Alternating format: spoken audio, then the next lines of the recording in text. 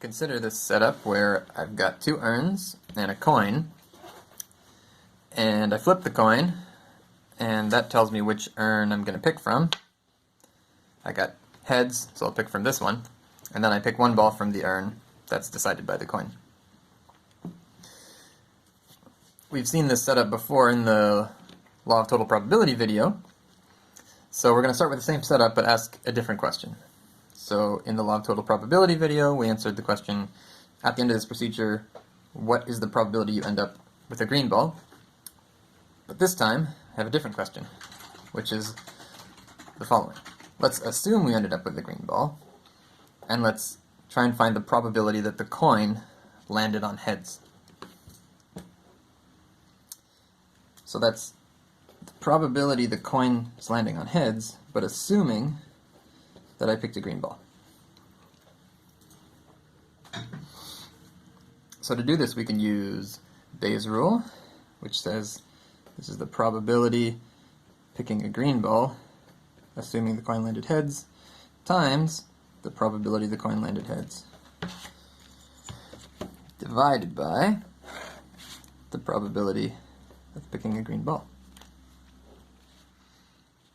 So notice that in Bayes' rule, you have these two conditional probabilities, and one is the other way around. So here's the probability of heads assuming a green ball, the probability of green ball assuming the coin landed heads. And notice that one of these is clearly easier to calculate than the other. If we assume the coin landed heads, we know we're picking from this urn, so the probability of picking a green ball is 2 out of 6. That's easy. This one's more difficult. The probability the coin landed heads assuming you got a green ball. Well, if you finished by picking a green ball, then that's, if you think about it, that's some evidence you picked from this urn, because in this urn, the proportion of green balls is higher. So knowing that you picked a green ball is some evidence that you picked from this urn instead of that one. Makes this urn the more likely one to be picked from, which makes tails the more likely result of the flip.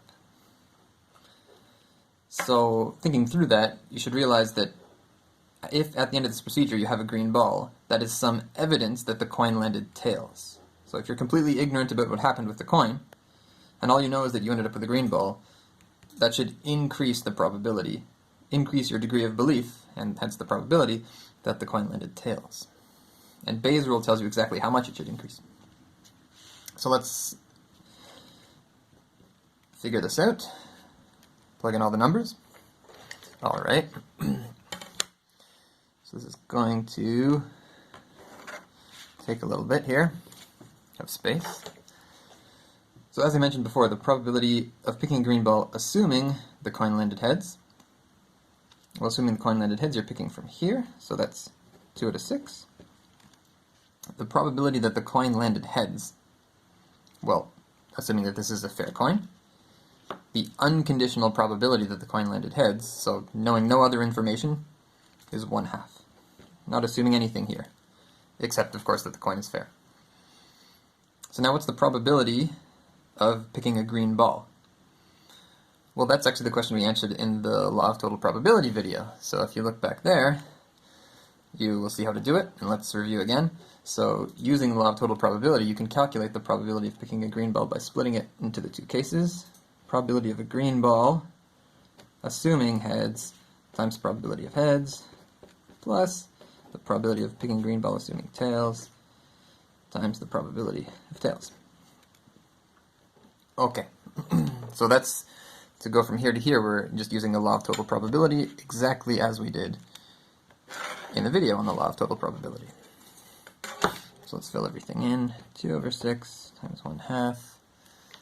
And now here, notice these are the same as these. So this is again 2 over 6 times 1/2.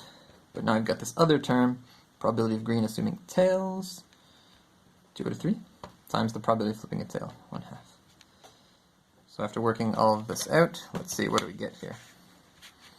We're going to get 1 and 6, 1 and 6, and then down here, 2 and 6 it looks like.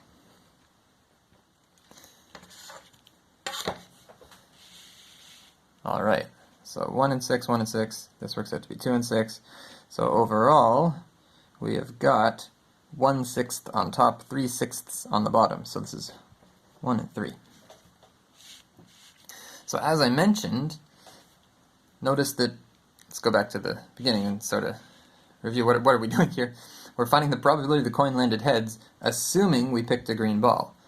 And assuming we picked a green ball is some evidence that we picked from this urn rather than that one, because this urn has a higher proportion of green balls.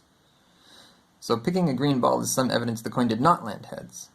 So we started with the probability the coin landed heads of 1/2, without any information. But now adding this information that a green ball was picked, we've updated that probability to 1/3. As I mentioned before, you should think of this green ball appearing as some evidence the coin did in fact not land heads, so the probability went down from 1/2 to 1/3. In Bayesian speak, this original probability, unconditional probability the coin landed heads, 1/2, is called the prior probability. And this probability we just calculated, 1/3, is called the posterior probability. And so Bayes' rule gives you a way to update these probabilities something happens based on evidence you observed. And so that's why Bayes' rule is so important and so fundamental in probabilistic reasoning. So it lets you reevaluate the probability something happened after seeing evidence for or against it.